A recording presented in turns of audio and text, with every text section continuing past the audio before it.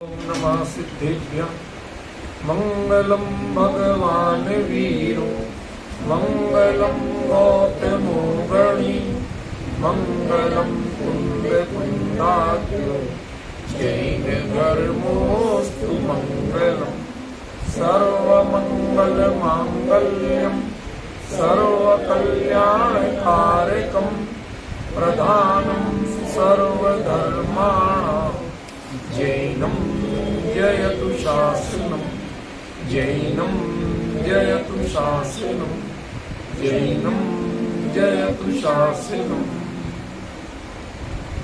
धर्मानुरागी भाइयों बहनों, हम लोग विगत 8 दिनों से आचार्य मानतु स्वामी द्वारा रचित आदिनाथ स्तोत्र, जिसे हम भक्तामर स्तोत्र के नाम से जानते हैं, उस पर चर्चा कर रहे हैं।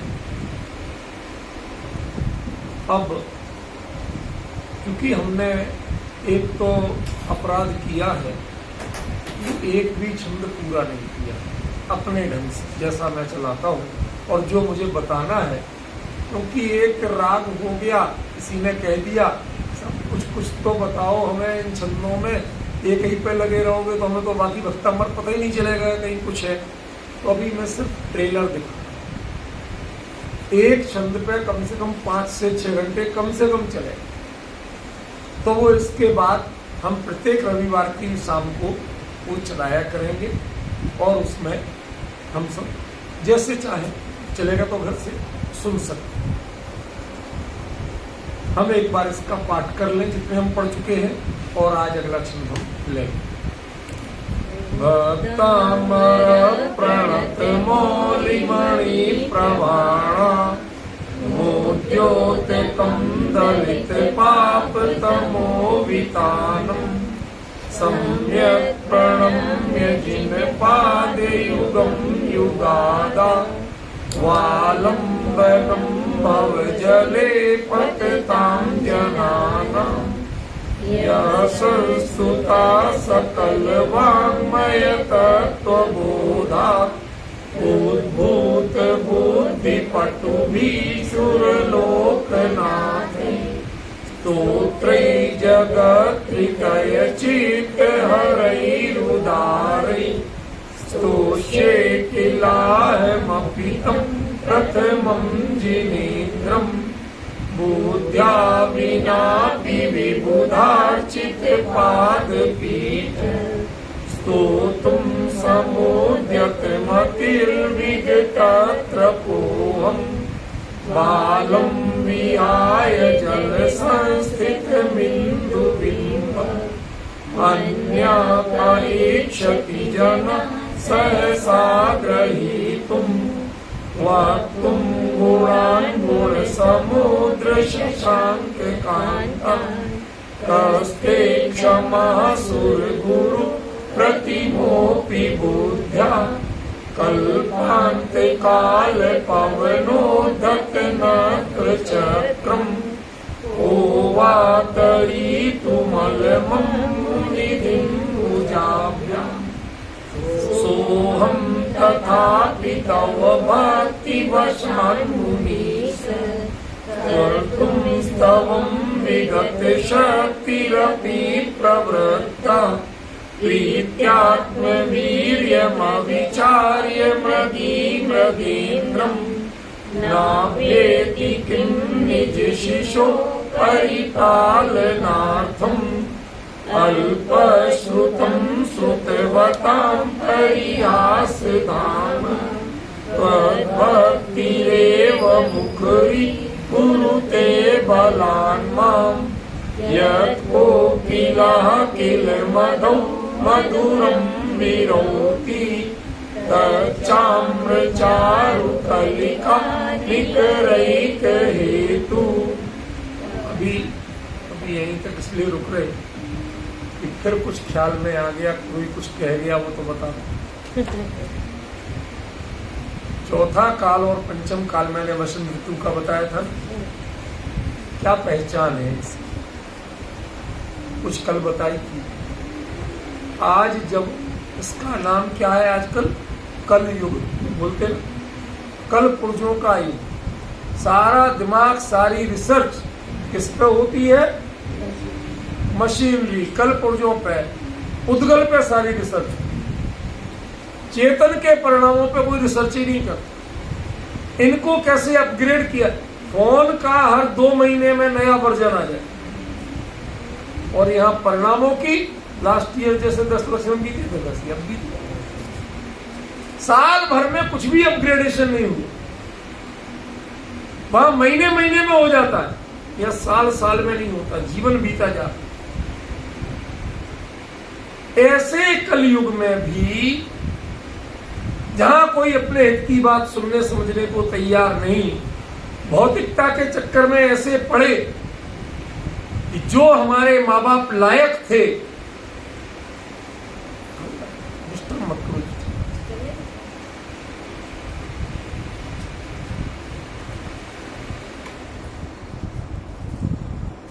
हमारे माता पिता लायक थे। क्यों लायक थे?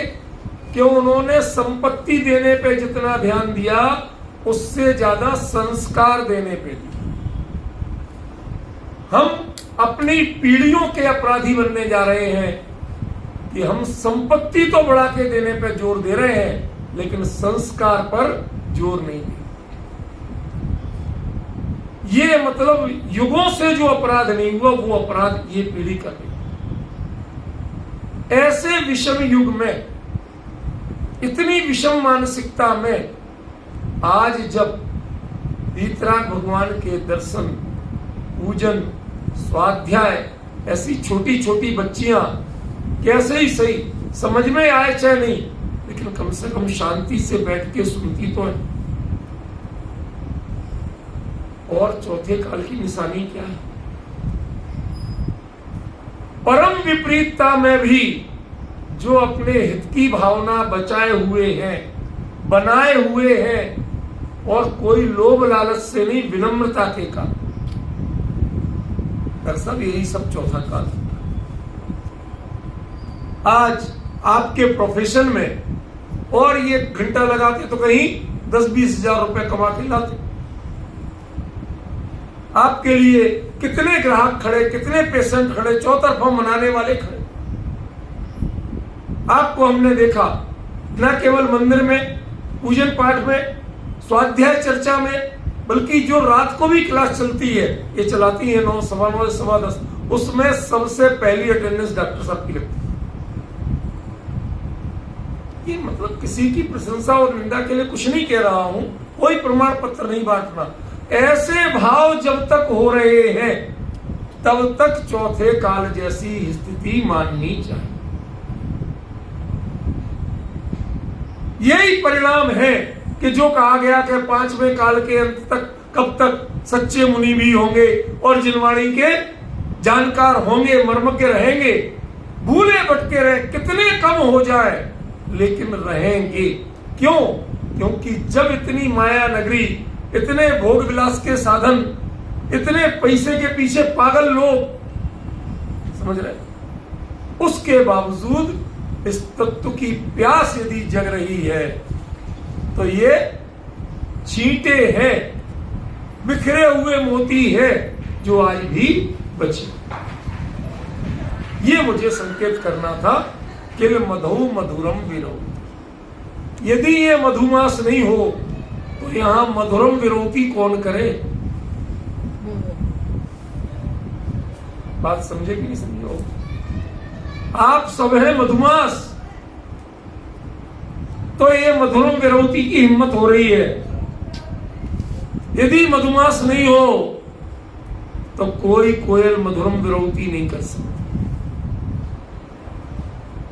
ज्ञान में क्या है और कंठ में सामर्थ्य क्या है, ये कीमती नहीं है। कोई ना कोई तो होता है कि जो तत्व की चर्चा का निमित्त बनता है। डोडरमल जी साहब थे, मुल्तान से, पंजाब से, पाकिस्तान, सिंध से, पाकिस्तान से चिट्ठी आई। मैं तो इतना अभिभूत हुआ, कुछ दिन पहले यूट्यूब में वो वाला मंदिर देखा मैं, पाकिस्तान, उसमें आजकल मदरसा चलता, लेकिन वो मौलवी बताता, भाई साहब ये जैन मंदिर है, ये मदरसा नहीं है, ये जैन मंदिर है, ये देखो भगवान आदिनाथ, उसने नाम बोल बोल के बताए, पुराने चित्र बने, यहाँ उनकी वेदी थी, यहाँ वो थे, हम इनको अपवित्र नहीं करते हैं बल्कि इनकी सफाई करके रखते। मौलवी समझे। वहां से एक चिट्ठी आई, एक प्रश्न पूछा टोडरमल जी से, जयपुर। आज जैसे साधन नहीं है, उस समय एक चिट्ठी आना पहुंचाना कहीं बहुत महंगा सौदा था। समझ में? आदमी सारणी सवार, ऊंटनी होती ना, ऊंटनी को बोलते थे राजस्थान में सारणी, तो सारणी पे सवार होकर के उस रेगिस्तान को पार करता, जलती हुई रेत उसमें कैसे कैसे चल के आते थे, पानी नहीं मिले, भूखे प्यासे क्या हालत हो, तब भी चल के वो चिट्ठी जयपुर तक पहुंची। और टोडरमल जी ने चिट्ठी पढ़ी, उसमें प्रश्न क्या था कि अविरति सम्यक दृष्टि के लिए आत्मा स्वानुभव प्रत्यक्ष होता है या प्रदेश प्रत्यक्ष होता है? टोडरमल जी ने उत्तर नहीं दिया, पहले सामने वाले के गीत गाए। अरे इस काल में, उस क्षेत्र में हमें तो विश्वास ही नहीं था, वहां पर आप जैसे तत्व रसिक मौजूद हैं, आपको मैं उत्तर दे रहा हूं। पूरी चिट्ठी लिख के दी, भिजवाई वहां। समझ में? उन लोगों ने संभाल के रखी चिट्ठी, और वह चिट्ठी मोक्ष मार्ग प्रकाशक की परिशिष्ट में प्रकाशित। यत कोकिला किल मधु मधुरम विनोद तच्चारु चाम्र कलिका निकरे भेद। ये तत्व की चर्चा तभी तक चलेगी जब तक जीवों में पात्रता रहेगी, वरना वही होगा कि जो आज हो रहा है धर्म के नाम पर, जगह जगह कभी शांति धारा के नाम पर गोलियां, पैसा, सब कुछ, उसके पीछे इतनी भी धर्म भावना नहीं है। ये मैं बड़ी ईमानदारी से हाथ जोड़ के जिनवाणी के सामने भगवान के दरबार में बैठ के कह रहा हूं, सब जगह देखिए, सिर्फ कुछ लोगों को खुश करना और पैसा को, ये क्या है भैया? क्या ये मंदिर नहीं चल रहा? मोना बताओ, किसी से मांगा गया आज तक? किसी से अपेक्षा की आज तक बताया? तो चल सकता है सब, लेकिन इस अर्थतंत्र ने ऐसा जकड़ा हुआ है हमारी बुद्धि को कि हमने धर्म की भावना खो दी है, वह विनय खो दी है, भक्ति खो दी है, अंदर की भावों की पवित्रता खो दी। समझे क्या? आज हमें समझना, आप शांत भाव से करते रहिए, बाकी सब अपने आप होगा, आपको कुछ नहीं करना। कितनी बड़ी पात्रता है आप लोगों की। मुझे अपनी ये चर्चा करने में 18 साल लग गए, 18 साल इंतजार किया, और इसके लिए ईमानदारी से मैं धन्यवाद देता हूं। आप लोगों को इस लायक इस स्टेज पे लाने वाली ये, मैं तो सीधा पात्र ही नहीं था कि आप लोगों को सुना और समझा सकता, क्योंकि मैं अपने लेवल पे हूं, मुझे उसमें मजा ही नहीं आता, सामान्य चर्चा में मजा नहीं आता। मैं तो खुल के बिल्कुल अपने हृदय की बस्ती आपको खोल के रख दूं, तब मुझे कोयल को कोई कहता है, वो बोर खिलती है तो वो अपने आप कूदती है, कोई उसकी रिकॉर्डिंग करने वाला नहीं, यूट्यूब पर भेजने वाला नहीं, लाइक और शेयर करने वाला नहीं, अपनी मस्ती में गाती। समझ गए? ऐसे ही जहां पात्र जीव दिख जाए, अंदर की भावना पक्की दिख जाए, तो ये बात बोलने का मन होता है। क्या कह रहे हैं मान तुम आचार्य, ये देखो कीमत किसकी है? सत्य के ग्रहण की, वीतराग मार्ग पर चलने की यदि भावना है तो उसका नाम चौथा काल है। वहां पूरा चौथा काल था, यहां आंशिक सही, लेकिन यदि पात्र जीव है उनके लिए भक्तामर लिखा था, ये भोगों की भीख मांगने वालों के लिए भक्तामर लिखा। कितना बड़ा अनर्थ हुआ। लिखने वाले का भाव क्या था और लोगों ने क्या बना दिया इसको। मैं सच बताऊं, कभी कभी कई दृश्य देख के बहुत विचलित होता, बहुत दुखी हो जाता। सीधी बात, उड़ीसा में, बंगाल में बहुत सारे जिन बिंब हैं, जिन मंदिर हैं, जो आज एक भी जिन मंदिर के रूप में नहीं बची। आज आपको हृदय की पीड़ा बता रहा हूं। क्यों? एक फैशन रहा सारी मूर्तियां, अधिकांश मूर्तियां और मंदिर पार्श्वनाथ स्वामी के बने और फणावली वाले बने। उड़ीसा के 250 मंदिरों की पिक्स मेरे पास है, पूरी फाइल बनी हुई, जिनमें लगभग आए दिन मौके पर बलि दी जाती है। क्यों? उनने नाग देवता कह के अपने बना लिया, लड़ो जिसको लड़ना, उस पर बाकायदा कालिख पोत दी, अब लड़ो, करो क्या करते। परिस्थिति समझ रहे हो मैं क्या पीड़ा बताना चाहता हूं? वीतरागता क्यों जरूरी है? आपने पार्श्वस्थली देखी होगी गुड़गांव में, उसके लिए उन जिन्होंने करवाना था मेरे पास आए, भाई साहब आप प्रतिमा जी पास करने चलोगे? मैंने कहा एक शर्त पे, फणावली नहीं बनेगी, सिर्फ वीतराग मुद्रा रहेगी। 21 फीट के पार्श्वनाथ स्वामी का जन्म उन्होंने स्थापित किया, लेकिन फणावली के लिए मैंने निश्चित हमने कि ये शर्त मंजूर हो तो तुम्हारी सब सेवा करने को तैयार। आप अंतर समझ रहे हो? हमारी भावना क्या होना चाहिए? ये छोटी छोटी चीजों से आपने वीतराग परमात्मा के दरबारों को शुद्ध नहीं बचने दिया। जहां जैन थोड़े कमजोर पड़े, जहां ये भक्ति भावना कमजोर पड़ी, वहां पर आपके मंदिर चले गए। 250 मंदिर उड़ीसा में गए। मतलब मुझे ये देख के पीड़ा लगती है। अभी मैं जब गया था तो वो लोग बताते, भाई साहब अब तो जो कटक भुवनेश्वर में उदयगिरी खंडगिरी के पास, वहां भी उनने कुछ कब्जे कर लिए हैं और वहां बलि देने। आप कल्पना कर सकते हो क्या हो रहा? ऐसे विषम काल में भी यदि तत्व की भावना, जिज्ञासा, सच्ची भक्ति, आपको बौर बनना पड़ेगा, तब कोई मान तुम आके बोलेगा, गाएगा, भगवान की भक्ति के गीत गाएगा। आपको मधुमास बनना पड़ेगा। यदि आपकी ने अपनी पात्रता नहीं जगाई तो माफ करना, ये चीजें व्यक्ति के साथ चली जाएंगी। किसको सुनाऊं? मैं आज हृदय से कह रहा हूं, बड़ा ऋणी हूं अपनी बड़ी बेटी का।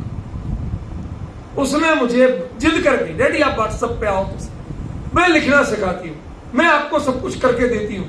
उसने फोन में करके दिखाया तो आज मैं इतना रेगुलर लिखने लगा, वरना हाथ से लिखने में आलस आता था। किस बात का? कहीं कोई करेक्शन हो तो काट के द्वारा फेर करके लिखो। अब इसमें खाली उतनी मैं कर दो, मैं दनादन लिखता था। समझ? लोगों को तक भेजता जाता हूं, पढ़ो भैया, जिसको रुचि आए वो पढ़ो। कई बार लोगों ने कहा, इन्होंने तो जब जिनामनाय में मुनि धर्म का स्वरूप पुस्तक लिख रहा था, उस समय इन्होंने 50 बार कहा, लोग तुम्हारी जान के दुश्मन बन जाएंगे, ऐसा कर देंगे, वैसा। हमने कहा जो होना होगा वो होगा। मैं जिनवाणी की बात लिख रहा हूं, मैं किसी के प्रति कोई कसाय भाव से नहीं, रंच मात्र भी कसाय भाव नहीं, अत्यंत विनय भाव है, लेकिन किसी से लालच का भी भाव नहीं है कि मैं उनकी चापलूसी करूं गलत होते हुए। विरोध के लिए विरोध नहीं करता, लेकिन सत्य का उद्घाटन तो मुझे करना है। रूबी, कभी कभी लगता है जब लोग, हमारे अपने लोग ये कहते हैं कि साहब ये तो मुनिराज को नहीं मानते, ये तो फलां के विरोधी हैं, ये तो ऐसे हैं, ये वैसे हैं, कभी मेरा हृदय नहीं जाना था। जिनामनाय में मुनि धर्म का स्वरूप पुस्तक जब लिख रहा था, ये बिटिया बैठी है छोटी, ये पुरानी डाइनिंग टेबल पे बैठे बैठे लिख रहा, तो रात को 10-11 बज रहे, अलग बैठे लिख रहा, ये लोग टीवी देख रहे, तो जाके अरे डैडी रो रहे, ऐसे बोलते, ये कहते कुछ नहीं, कोई बहुत अच्छी चीज लिखी जा। मैं इतनी तन्मय होके लिखता, इतना भाव विभोर हो गया। एक बहाना मिल गया था कि इससे मैं अपनी बात व्यक्त करूं। किसी ने एक व्यक्ति नहीं मिला विरोध करने। जो आप लोगों को लगे ना मैं आज आपको कुछ हृदय खोल रहा हूं और कुछ नहीं, आपकी पात्रता के बहुमान कर रहा हूं। जब आचार्य विद्यासागर जी का चातुर्मास खजुराहो में था, ऑनलाइन बाकायदा प्रमाण सहित बात कर, खजुराहो में चातुर्मास था, उसी समय प्रमाण बढ़ेगा विवेक बड़ा पुस्तक लिखी गई, जो जिनाम न्याय में शांति धारा नाम का कोई कॉन्सेप्ट है ही नहीं, इसका प्रमाण देखिए लिखी। अब आचार्य श्री सब जगह उसकी प्रभावना कर रहे थे, तो वहां विद्वानों की संगोष्ठी बुलाई गई थी। हमारे भी कुछ विद्वान गए हुए बुलाया, मुझे भी गया था, मैं कहीं जाते ही नहीं। तो सरकारी नौकरी पर जाता हूं, बात दूसरी है, उसके अलावा नहीं जाता। तो उस समय जब कमरे में सारे विद्वान बैठे, माना बिल्कुल जिलवाड़ी के सामने हाथ रख के बिल्कुल तथ्य से बात बता रहा, सारे विद्वान बैठे, तो आचार्य श्री के हाथ में पुस्तक, अरे सुदीप जी अब शांति धारा के पीछे पड़ गए, ये बिल्कुल एक शब्द भी नहीं मिला रहा। लेकिन उनके गुण ग्रहण की भावना को भी मैं अभी परोक्ष रूप में बहुमानित कर रहा हूं। तो किसी ने कहा कि महाराज जी इसमें एक शब्द जिनवाणी के विरुद्ध बता दो, हम इससे डबल मोटी पुस्तक उनके नाम लेके लिखेंगे, आप गलत लिखते। आचार्य श्री बोले, एक तो जैन समाज में विद्वान बचे और उसके विरुद्ध कभी नहीं।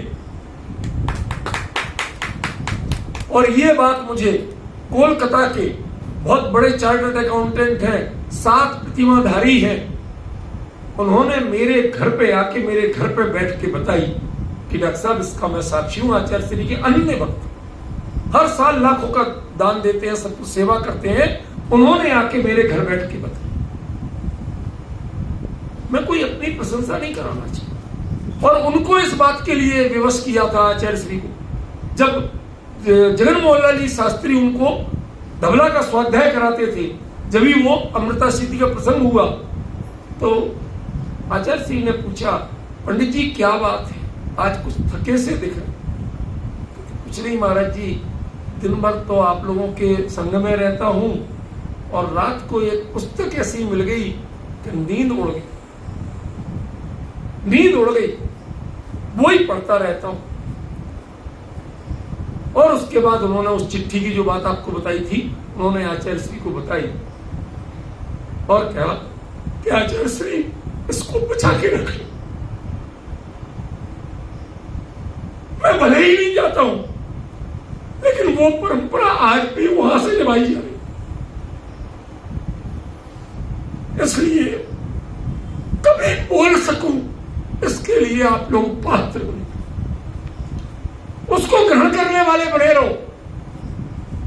मैं किसी का विरोध नहीं करता, यदि विरोध करने की भावना होती तो शायद ये शब्द जहां मैं जाते ही नहीं हूं वहां से ये शब्द सुनने को नहीं, समझेगा? तो मैं तो जीवन इसके लिए समर्पित है, मुझे कोई लोभ नहीं, कोई लालच नहीं, कोई मान कसाई की अपेक्षा नहीं। लेकिन आप लोगों से ये कह रहा हूं कि सत्य को सुनने और पचाने की अपनी पात्रता बनाए रखना, वरना सत्य आपके पास कोई कभी सुना नहीं पाए। मैं अपनी प्रशंसा के लिए नहीं कह रहा हूं, कोई भी होगा, कोई भी सुना सकता है, लेकिन जब आप सत्य सुनने को तैयार होंगे तब ना। जब तक ये कमेंट्स मिलेंगे, हाँ वो तो मुनिराज को नहीं मानते इसलिए वो तो ऐसा कहेंगे, जब तक ये आपके मन में परायेपन की भावना है, गैरपन की भावना है, आप कभी सत्य को सुन नहीं। मैं किसी का विरोधी नहीं हूं, जिनवाणी पर हाथ रख के बोल रहा हूं, जीवन में कभी विरोध के लिए नहीं लिखा, मैं सत्य के पक्ष लेने के लिए लिखता। जो भक्ति करता हूं वो भी अपने हृदय के भावों से, किसकी नौकरी करूं, कौन क्या दे रहा मुझे। अब अगला जो छंद आ रहा है, जो आज लेना था, उसका मर्म बताऊंगा। थोड़ी सी बात इसलिए बता दी, कल अधूरी रह गई थी, समय हो गया था। ठीक है ना, चलिए अगला छंद पढ़े। तत्संस्तवेन भव संतति सन्निबद्धम पापम क्षणाक्षयमुपैति शरीरवाजम् आक्रांत लोक मलिनीलमशेषमासु सूर्यांशु भिन्नमिव सार्वमन्धकारम्।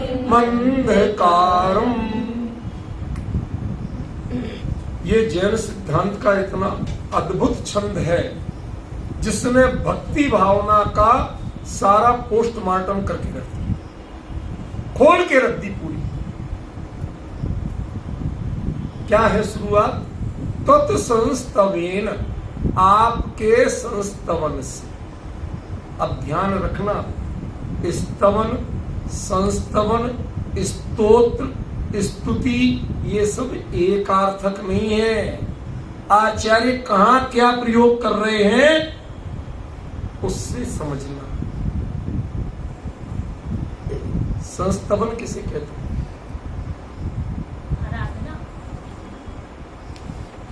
मैं पूछूं तो मत दो, कोई बुराई नहीं। कारण क्या है, मैं कहना कुछ और चाहता हूं, ये तो मेरी शैली है पूछना। किसे कहते हैं संस्तवन?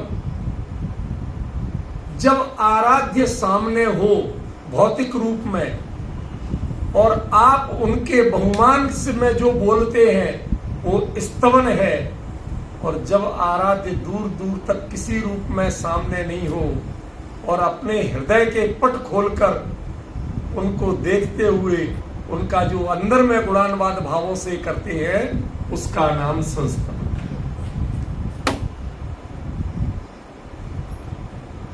मानतुंगाचार्य जहां थे वहां कहीं रोशनी की किरण तो थी नहीं। आदिनाथ कहां से आए, समझे आप? रोशनी की किरण नहीं थी जहां, वहां आदिनाथ भगवान कहां से? अरे प्रतिमा जी भी नहीं थी वहां, तो समझे कि? तो कह रहे कि अकेले में आप बात कर रहे हो, इतना बहुमानित हो रहे हो। अरे सामने हो आराध्य और उनकी आराधना करो, भक्ति करो, पूजा करो, समझ में आता है किसकी पूजा कर रहे हैं, किसका बहुमान कर रहे हैं आप।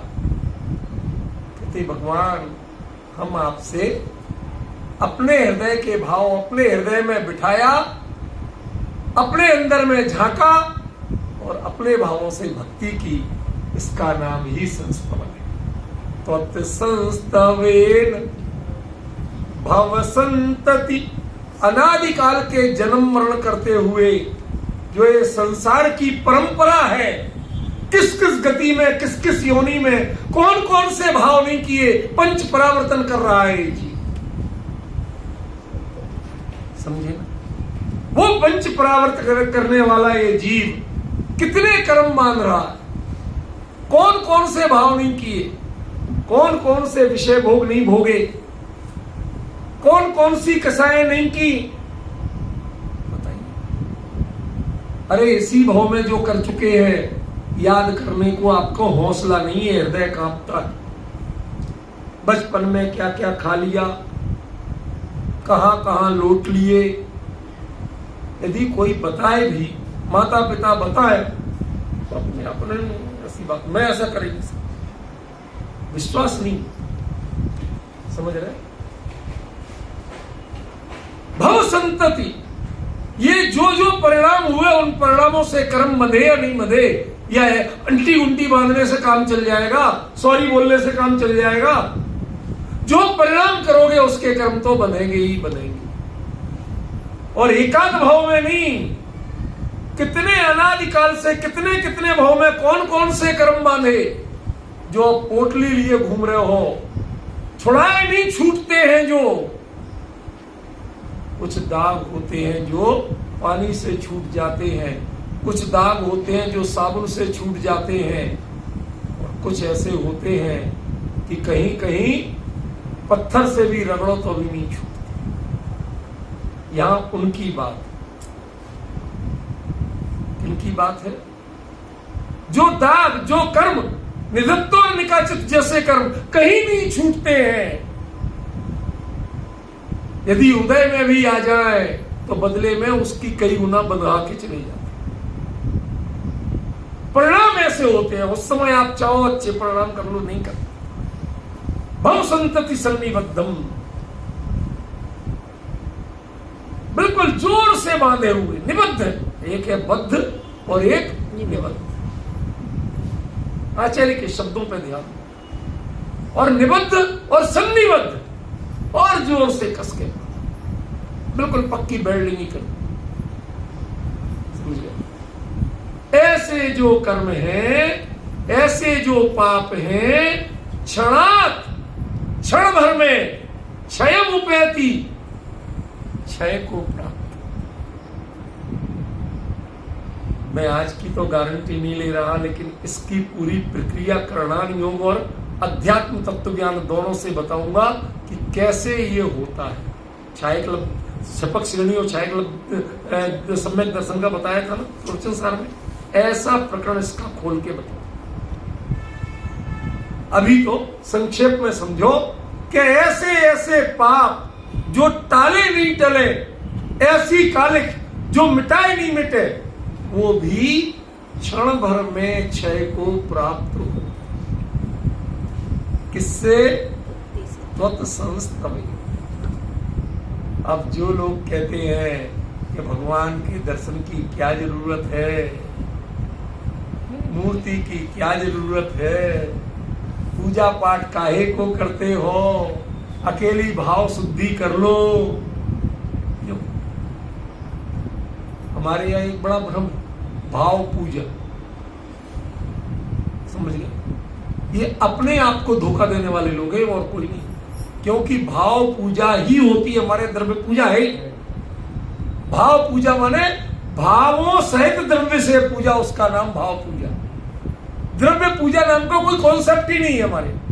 इंडिविजुअल द्रव्य पूजा होती ही नहीं है, उसका नाम पूजा ही नहीं है। इस थाली का माल उस थाली में करना, उसका नाम पूजा ही नहीं।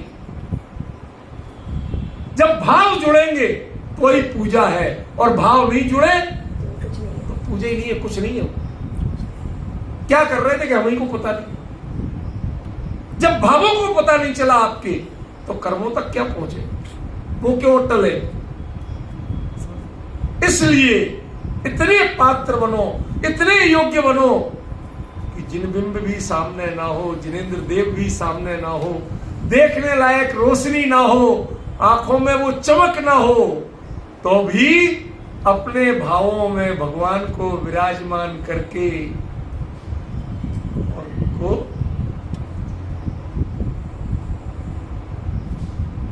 एक सही घटना बताता हूं, इसके समानांतर नहीं है। एक दिन रात को करीब 2:15 बजे, पता नहीं क्यों ऐसा लगा कहीं मंदिर में कुछ गड़बड़ी तो नहीं।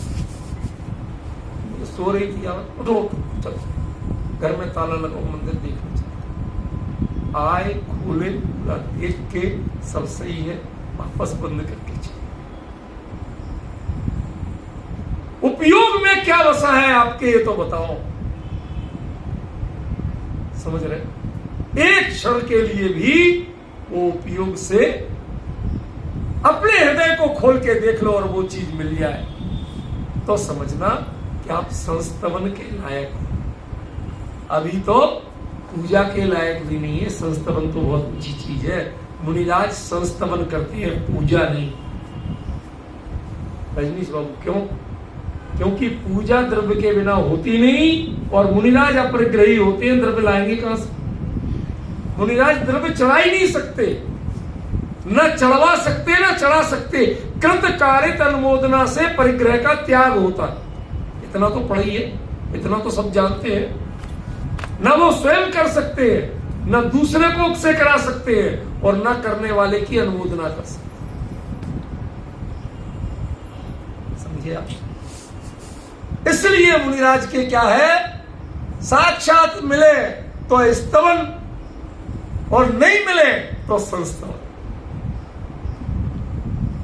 नहीं मिले तो लॉटरी।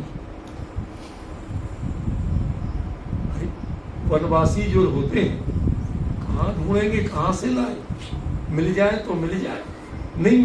गृहस्थ यदि देव दर्शन किए बिना भोजन करे तो पापी, और मुनिराज करे तो कोई दोष नहीं। क्यों? क्योंकि तुम तो अकेला स्तवन करते हो, हम तो संस्तवन करते हैं। तुम तो 3 संध्या में करते हो और हम तो दिन में और रात में हर समय। ये है मुनिराज का। अब जरा भक्तामृत पढ़ोगे तो जरा लगेगा मन के, ऐसा ऐसा करेगा कि अरे इतनी बड़ी चीज को हम ऐसे कर रहे थे। सही घटना है। सुदेश बाबू इंदौर में, उस सफेद हुमचंद का परिवार है, खरबपति आदमी बोलो, तो उनके यहाँ एक बात सी प्रोग्राम शादी में जिद करके मुझे बुलाया गया, बहुत जिद की, फ्लाइट का टिकट मिल चलेगा भाई। कह लगे आप भी 2 मिनट का संबोधन थोड़ा सा नए बच्चों को देंगे तो हमें बहुत खुशी हो। चला उनके रिश्तेदार भी सारे एक से एक धुरंधर, सो जो आए और मैं अपना ठहरा सिंपल सादा कपड़े वाला। मैं एक को सूझा कि ये नया बेवकूफ मिला, इसको खींचो, इसकी डिबरी टाइप का। तो वो बात में इधर उधर की बात पूछ कर राजनीति कहीं की पूछे, मैं तो अपना बोलूं अरे आपको आता क्या। वो पूरे दिन मजाक बनाते, शांत बनाना, कुछ नहीं। अब जब वो बेटे बहू को लेके घर के आंगन में सिर्फ क्लोज फैमिली मेंबर्स और क्लोज रिलेटिव्स के बीच में उन्होंने प्रोग्राम रखा था, बहुत सारी सजावट और सब, और उसमें मेरे कुर्ते की जेब में इतनी सी बैटरी डाल दी और कान पे एक माइक लगा दिया इधर बोलने का। कहते अब सब लोग चुपचाप बैठो, डॉक्टर साहब की फ्लाइट का टाइम हो रहा है, ये 15 मिनट आप इन बच्चों को किसी को कुछ बोल। अच्छा मुझे पता ही नहीं था पहले, मैंने सोचा प्रोग्राम में कहीं होगा यहाँ तो ऐसे ही बैठे। कहते खाना पीना कुछ शर्म नहीं, सब शांत। अब अचानक बोला तो जो बच्चों के नाम थे, जो प्रसंग था, मैं 15 मिनट लगातार धारा प्रवाह बोल गया। उसके बाद मैंने कहा भाई साहब मेरा टाइम हो रहा, मैं निकलूं। तो बाहर जो ही दरवाजे से मैं निकलने को हुआ, वही सज्जन भागे भागे आए, पैर पकड़ के यूं बैठ गए। कहते डॉक्टर साहब जाने के पहले माफ करके जाना, मैं पहचान नहीं पाया था मैं किस हस्ती से बात कर। अहमदाबाद के रहने वाले थे वो। आप मतलब मौका तक नहीं दिया आपको कुछ कि क्या कहना है, और उन शब्दों को लेके आपने काव्य भी बना दिया और धारा प्रवाह ऐसे बोले जो शब्द हमने जीवन में सोचे और सुने नहीं थे। ये जरा भी मान कसाई के लिए नहीं बोल रहा हूं। आप अपने से संस्तवन और संकथा, ये आगे संकथा शब्द है, तो संकथा भी जगताम दुरिता। What is the meaning of संकथा? रूबी बिटिया जानती है? संकथा माने बातचीत, बड़े काना फूसी गुफ्तगू जो तुम लोग चौखट पे खड़े होके घंटों करते हो ना, तो कहते हैं 2 घंटे से कह रही हूँ 5 मिनट में हूँ, सुनते नहीं हो। चौराहे पे खड़े तो अपने संभाल के बोला तो चौखट। संकथा माने जिससे व्यक्ति तृप्त नहीं हो और तीसरा सुन नहीं पाए। ये हमारी आपस की बात। हम कभी पूछ ले क्या बात हो रही थी, हमारी लेडीज की बात, तुम क्या करोगे? ऐसे ही ज्ञानी भक्त और भगवान जब आपस में बात करते, भक्त और भगवान मुक्ति की बातें करते, मुक्ति कलायों सीख भक्त भगवान बन गया। ये जो बाबूजी की कविता है वो संकथा पर। कभी भगवान से बात करने लायक हुई, कोई मैसेज उधर से आया, कुछ आप कह पाए कि रटी रटाई पंक्तियां सुना के चले आए? ये भक्तामृत पढ़ना आप आसान खेल समझते हो, एक एक शब्द पे घंटों घंटों बोलूं, इतना मर्म है, इतनी गहराई है इस। अब देखो जरा विचार करो, तत्संस्तवेन, यहां तो हम आंख बंद करें तो अंधेरा दिखाई देता है, अकेले पड़ जाए तो घबराहट लगती है। भाई साहब अकेले पड़ जाए तो हमारे सुदेश जी के अलावा सबको घबराहट लगती, लेकिन ये चली जाए तो ये कहते हाँ भाई बढ़िया, उस दिन के लिए आजादी मिली। लेकिन ये सब कहते ही है, ऐसा है कुछ नहीं, ये तो हंसी मजाक का इनका नेचर है, इसलिए कहते हैं। ये जो आजादियां हैं, ये कहने की बातें हैं। आपको अंदर में अकेलापन, आप अपने में तृप्ति ही नहीं हो, कोई अपने में पूंजी ही नहीं है, करोगे क्या? आपको पर का आश्रय चाहिए। यदि हृदय में भगवान इतने बसे हो कि कोई नहीं है, चलो आज भगवान आपसे बात करते हैं। आज आपको आंख बंद करके देखते हैं और आंख बंद करके देख के जैसी चर्चा, जैसी भक्ति आज तक नहीं की, वो आज करते हैं। ऐसी पात्रता तो बनाओ। हमने क्या समझ लिया? भक्तांबर पढ़ने से भव भव के पाप कट जाते हैं। नितांत जड़बुद्ध। आचार्य क्या कह रहे हैं और तुमने अर्थ क्या समझ लिया? इसके पढ़ने से भव भव के पाप कट जाते नहीं, इनमें जो कहा गया है उसका मर्म समझो और उसे अपने लाइफ में अप्लाई करो, तब हो। यहां तो भगवान के दर्शन पूजन करते करते कहीं का मैसेज आ जाए, कोई बात हो जाए तो वहां भागने की चिंता होती है, उपयोग भटक भटक के वहां। और यहां क्या कर रहे हैं डॉक्टर साहब? तो संस्तवेन, पहले संस्तव करके तो देखो क्या है संस्तव। जब भगवान के बिंब को देखें, उनके स्वरूप को देखें और अभिभूत होकर के जो अशेष भाव उमड़े, उसका नाम तो स्तवन है। बढ़िया से बढ़िया जो व्यक्ति का अभिव्यक्ति कर सको, उसका नाम मात्र स्तवन है। लेकिन भगवान दिखे भी नहीं। मैं इस प्रसंग में आपको मीराबाई का एक घटनाक्रम बताना चाहता हूं। और मार्ग जब वो राणा जी के वहां थी तो अपने कृष्ण जी की छोटी सी मानती थी, उन्हीं को पूछती थी। तो छोटी सी प्रतिमा रखे हुए थी और उनको मेरे तो गुरुदर गोपाल दूजा ना कोई, मैं गाती रहती थी, नाचती थी, खुश होती थी, मग्न रहती थी, भाव विभोर होके आंसू बह रहे, सब कुछ। तो राणा जी को गुस्सा आई कि मेरे तो गिरधर गोपाल, जब तेरे गिरधर गोपाल है, दूसरा कोई है ही नहीं, तो मैं कौन हूं तेरा? राजपूती सा अकड़ आ गई। बैठ कर भाई, जब ये लोग सौत पसंद नहीं करे तो वो सौतेला कैसे पसंद करे? समझ गए? उनने भी अपने किसी सेवक से गायब। अब मीरा जो दिन रात उनकी भक्ति करती थी, उसे भगवान नहीं दिखे अपने, उनकी भाषा में बोल रहा हूं, अपने हिसाब से तो वो भगवान नहीं दिखे, तो बिल्कुल पत्थर की तरह ऐसी खुली आंखें, कोई नमी नहीं, कुछ नहीं। तो उसकी सखी ने पूछा कि मीरा, पहले तो तू उनको देख देख के इतने आंसू बहाती थी और अब तेरी आंखें सूखी हैं। मीरा बोली, तब छवि सामने थी, अब छवि आंखों में है, यदि आंसू बहेंगे तो धुंधली हो जाए।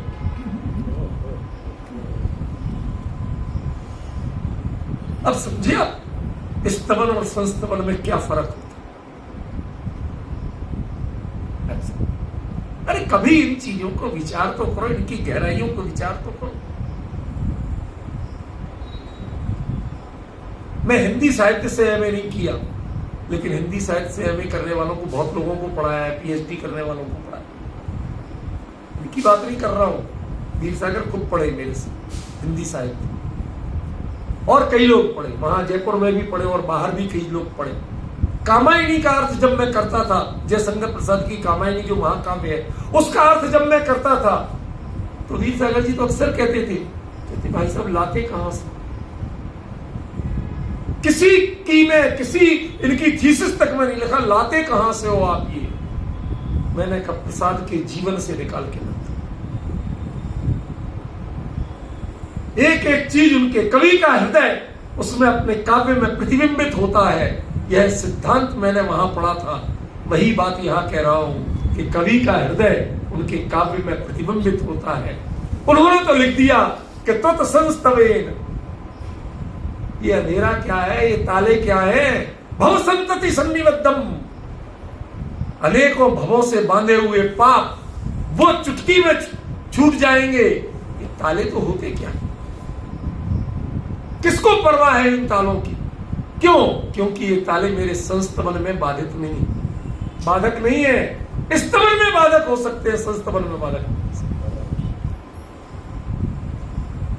ये आनंद लेना सीखो भैया, ये ज्ञानियों के वचन हैं। भक्तामर जैसा कोई काव्य नहीं बना, मैं हृदय से कहता हूं, लेकिन इस पर जितना अन्याय हुआ उतना किसी पर अन्याय नहीं। आचार्य ने लिखा क्या और हमने उसका अनर्थ क्या किया? अर्थ करने वाले तो मिलती। आपाद कंठमुर संकल वेष्टितांगा, जब ये छंद बताऊंगा उसका अर्थ ही कुछ और है। और लोगों ने अर्थ कर दिया कि महाराज जी को पूरी हथकड़ी बेड़ी में जकड़ा हुआ था, उसके लिए महाराज जी ने आखिरकार जब ये छंद पड़ा सारे ताले बेड़ियां सब टूट गए। क्या अनर्थ करते हैं ऐसे विद्वान अभिशाप। अरे कम से कम अनर्थ, किसी के बात का अनर्थ मत करो, नहीं कर सकते अर्थ मत करो, समझो तो सही वो क्या कह रहे हैं। मान तुम किस कैलिबर के आचार्य थे, किस स्तर के आचार्य थे, जरा समझो तो सही। तो संस्तवेन भव संतत, हम इन बेड़ियों की चिंता करेंगे, इस अंधेरी काल कोठरी की चिंता करेंगे। ये तो एकाध कर्म के उदय से मिली है, और मेरे तो न जाने भव भव से कितने कर्म बंधे थे। मैं तो भगवान अच्छा मौका मिला, राजा को धन्यवाद है मेरा, ऐसा मौका दिया कि मंदिर में होता तो स्तवन करता, और यहां काल कोठरी में हूं तो संस्तवन कर रहा हूं। वहां होता तो पुण्य मान रहा होता, और यहां पर जन्म जन्म के पाप।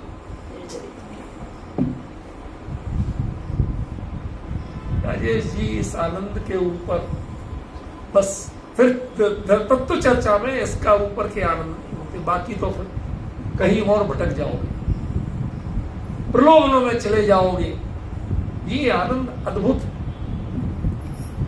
एक शब्द में जब घंटा घंटा निकल जाए और ना वक्ता थके ना श्रोता थके, दोनों एक दूसरे से आनंदित हो रहे हैं, वो तक प्रोत हो रहे हो, इससे बढ़िया चर्चा का कोई स्वरूप नहीं हो सकता।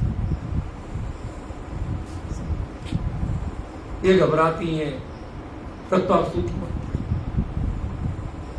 ये बोल गए, ये गला बोल गया तो रात को कौन बोलेगा? मेरे काम तो खुद ही पढ़ लेंगे। मतलब इनका जो अंदर में राग है ना, वो व्यक्तिगत नहीं है, वो इस तत्व चर्चा का राग है। इन्हें उतना अभ्यास नहीं है उसका, फिर भी वहां से पढ़ पढ़ के आएंगे, तैयार करेंगे, फिर पढ़ के सिर्फ इसलिए कि इन्हें नहीं बोलना पड़े ताकि रात की चर्चा निर्विघ्न चले। ये गहराई कहां आएगी? संतवेन भव संतति सन्निबद्धम पापम क्षणाक्षयमुपैति शरीर भाजम आक्रांत लोक मलिनीलमशेष मासु। आक्रांत लोक, जिससे दुनिया घबराती है, अंधेरा। संस्कृत में पंडितों ने एक वाक्य लिख दिया, मेघाच्छन्नम ही दुर्दिनम। क्या कहा? जब काले काले बादल छा जाए तो वो दुर्दिन है, बुरा दिन है। मोर से पूछा कभी? सबसे अच्छा दिन है उसके लिए। किसान से पूछा कभी? भाई साहब, बीज से पूछा कभी? सूखी धरती से पूछा कभी? किसने कहा दुर्दिन है? लेकिन वो कहते हैं मेघाच्छन्न, ये आक्रांत लोग। हम कालेपन से, काले अंधकार से आक्रांत है, ये लोग घबराता है। रात होते ही सारे पक्षी से लेके सब लोग अपने अपने। अब आजकल निशाचरों की एक जाति पैदा हो गई है, वो बात दूसरी, मनुष्यों में भी। अदरवाइज समझे कि अदरवाइज क्या था, सो जाते। सब अपने शाम को आए, अपने घर में बंद हो, भैया अंधेरा हो गया। आतंक का पर्याय था अंधेरा। और मुनिराज भी कहां थे मानतुंगाचार्य? काल कोठरी। काल कोठरी माने उस दिन वर्णन किया था ना, तमसी च सूची मुखाग्र दुर्भेद्य, सुई की नोक के बराबर भी उजाला नहीं। ऐसी भयंकर काल कोठरी में बंद हो। आजकल कुछ मनोवैज्ञानिक प्रयोग सताने के लिए किए जाते हैं। जो अपराधियों को पकड़ते ना, अब उनसे उगलवाना है, कुछ नहीं किया, बस सोना नहीं है तुम्हें, सोने नहीं देंगे, और अंधेरे में बैठे कुछ मत बोलो, कुछ मत, सोने नहीं, सोए मुंह पर पानी। अब उसको चाहिए पलक झपक लो, अंधेरे में सो लो थोड़ा, नहीं, सोने नहीं। वो आतंकित होके, परेशान होके, मेंटली टॉर्चर्ड होके, भैया तुम्हें क्या जानना बताओ, मैं बताऊं।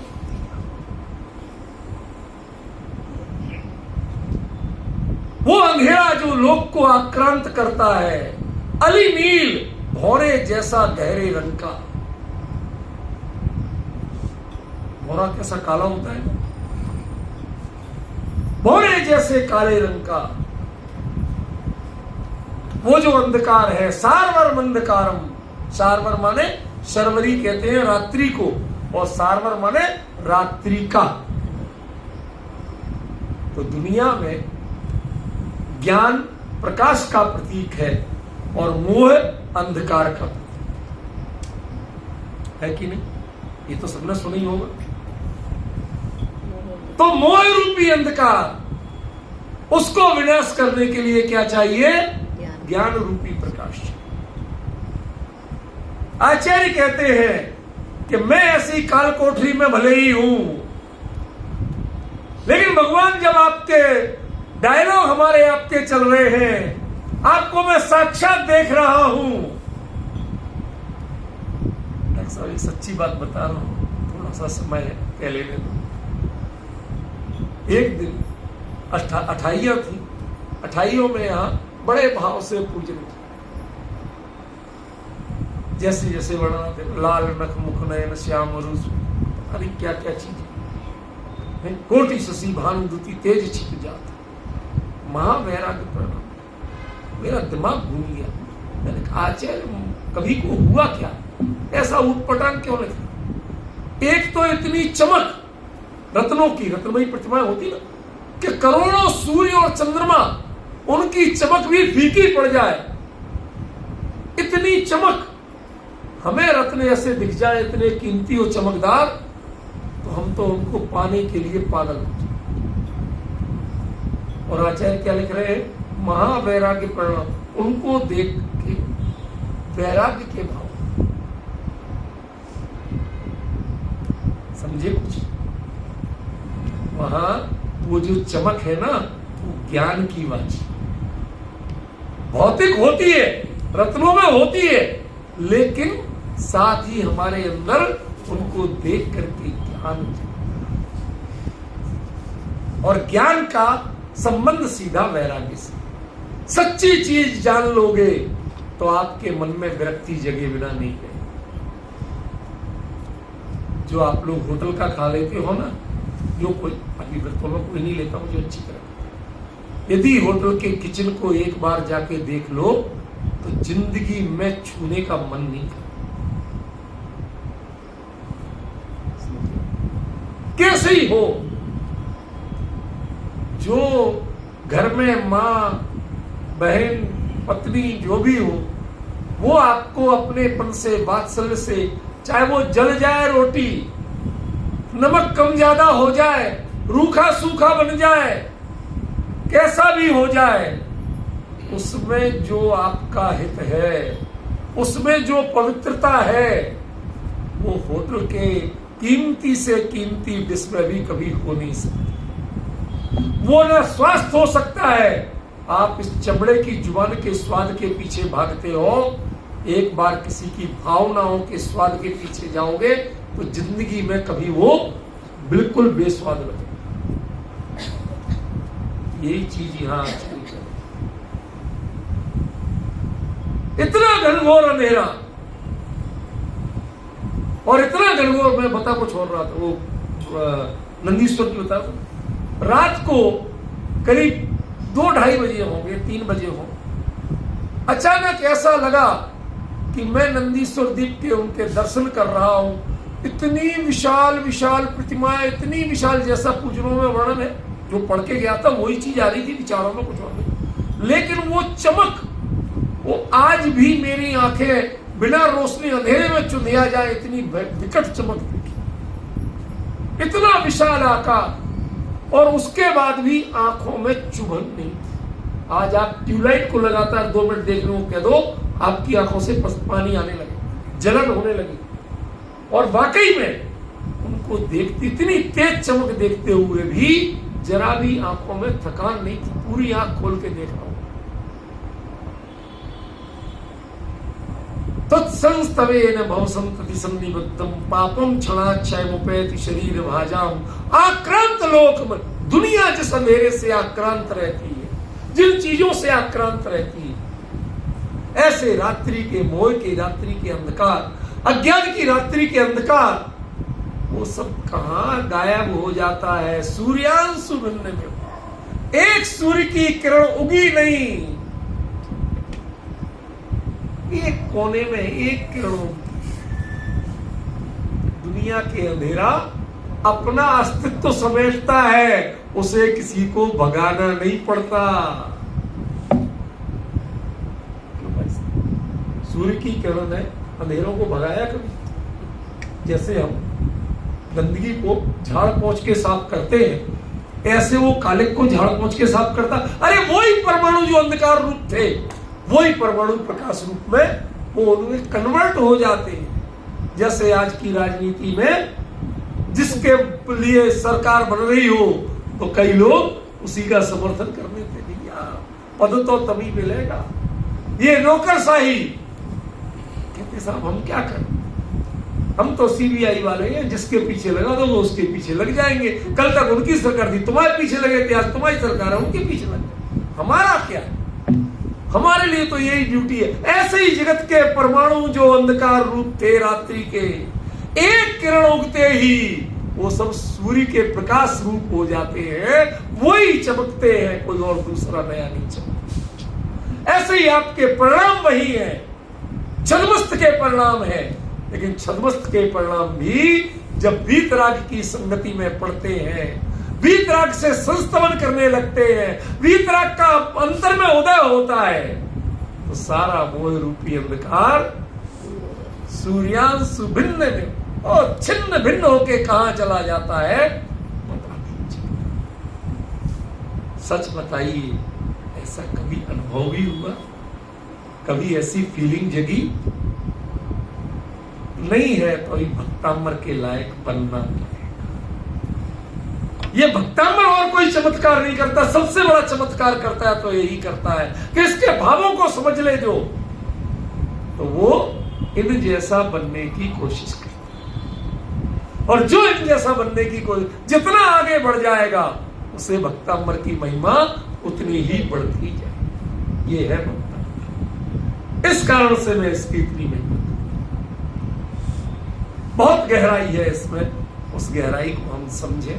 एक छंद और कल भी चलेगा और परसों से फिर अपना प्रवचन सार भी चलेगा और संडे को यही भक्तांबर जी चलता रहेगा। 3 ग्रंथ एक साथ चलेंगे, सुबह संडे सुबह नियम सार, बाकी 6 दिन प्रवचन सार और संडे शाम को भक्तांबर। जिन को यदि सुनना भी हो तो घर पे आके भी सुन सकते हैं, वहां ऑनलाइन वहीं से चलेगा। ठीक है, ये आप